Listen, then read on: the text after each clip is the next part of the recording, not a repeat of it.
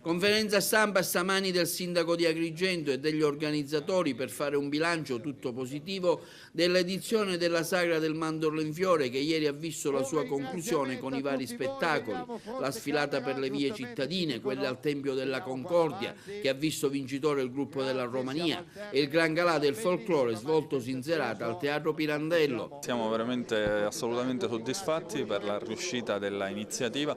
Ieri si sono registrate più di 40.000 persone nella nostra città per tutto il giorno, e quindi la giornata di ieri e la giornata della settimana del Festival Internazionale del Folklore conferma come e soprattutto deve fare stare zitti coloro i quali ogni anno cominciano sempre a discettare se la sagra si debba fare o non si debba fare.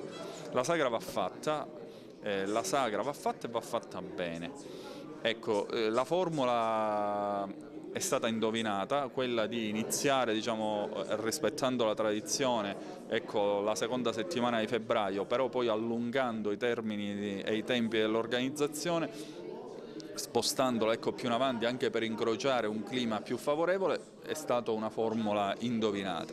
Già fissata la data della prossima manifestazione, che si svolgerà dall'8 febbraio al 1 marzo 2015. 3 saranno le settimane, la prima dedicata al folklore regionale, la seconda al Festival dei Bambini nel Mondo, la terza al Festival Internazionale del Folklore.